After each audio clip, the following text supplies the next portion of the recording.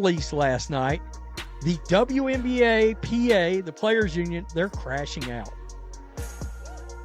They're crashing out, and they look less and less professional by the moment. Fans are recognizing this. There are things that they cannot keep this from getting personal. What happens when a professional sports league reaches its most dangerous breaking point? Tonight, the WNBA is facing a crisis unlike anything in its nearly 3-decade history. A labor agreement has expired, negotiations have collapsed, and public support is quietly slipping away.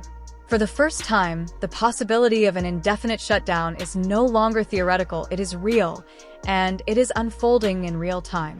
This was their statement, quote, you may be like, Rhodes, you got glasses on. Yeah, because they released this statement with this tiny-ass writing on it. I don't think, no, that doesn't do anything for increasing image size like that. So, at midnight, the 2020 WNBA collective bargaining agreement will expire. Despite demonstrating our willingness to compromise in order to get a deal done, the WNBA and its teams had failed to meet us at the table with the same spirit. This situation did not explode overnight. It began quietly, with a deadline most fans barely noticed.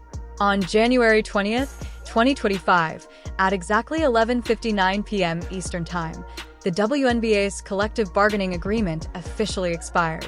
That agreement governed salaries, benefits, working conditions, and the financial structure of the league. Once it ended, the league entered uncharted territory. The Caitlin Clark boom, they care about that kind of shit, but actual sports fans don't. Not only do they not care, they don't want to hear about it. So, let's keep going here.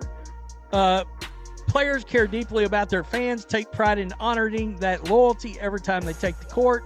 The league's tactics harm current and future players and marginalize the very people who show up for the game in communities across the country.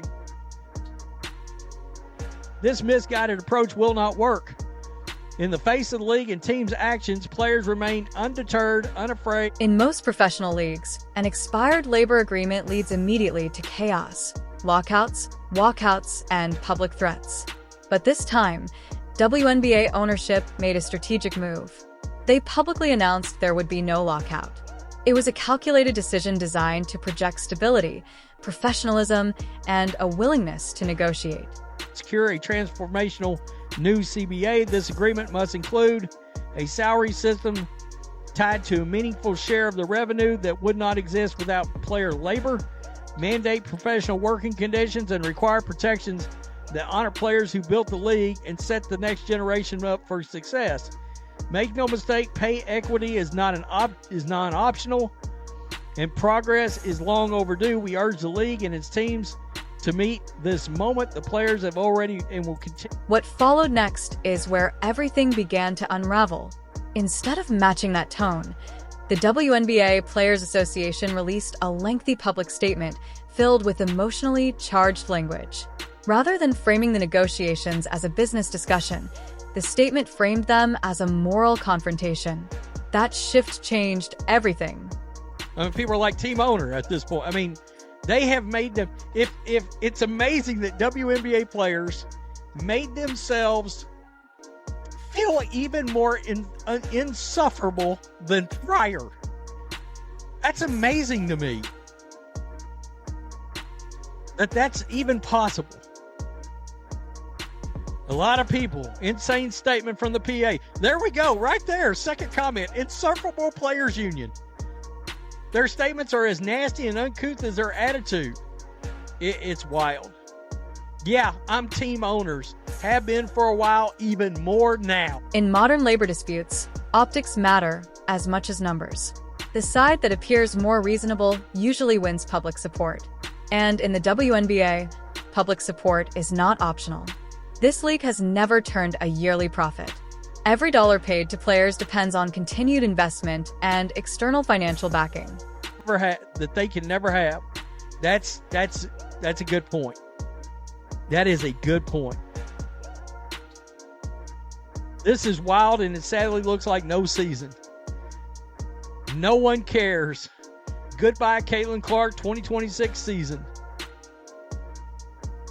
They're literally comparing playing basketball to manual labor as if that's the same thing.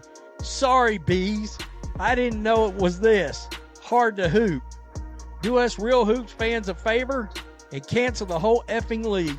You bees make well enough money to survive. As rhetoric escalated, fans began to notice something unsettling. The league's response remained short, controlled, and business-focused. The Players Association, however, leaned heavily into activist language. What was intended to inspire solidarity instead triggered skepticism among casual fans and longtime supporters alike. They got the wrong people involved in these negotiations. You know who should be leading them? Caitlin Clark. Because you can tell she understands the balance that's got to happen. And I will go back to my original statement I made when the news started breaking that they were going to pursue more money and break off from the CBA. I said, you're doing this 2 years too soon. All right, you need to wait till the new media rights deal actually starts.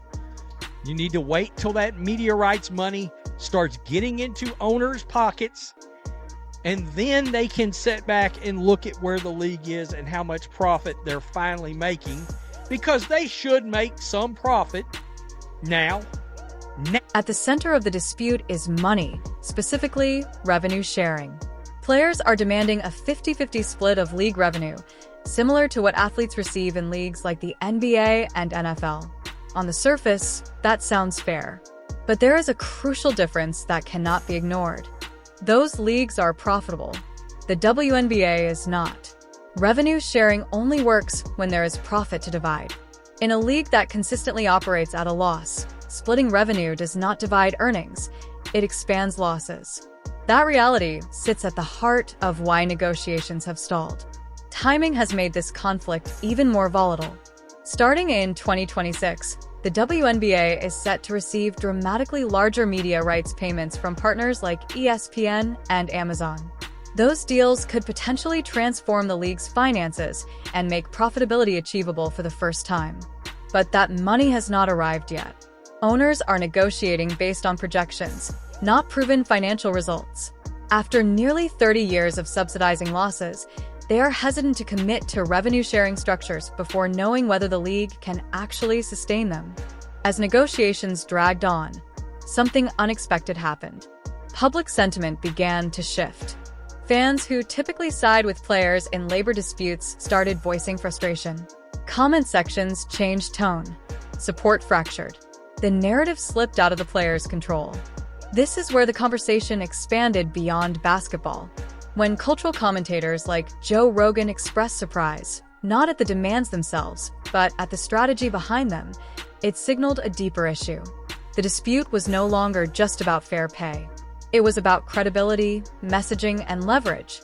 Momentum is fragile in professional sports, especially in a league still fighting for financial stability.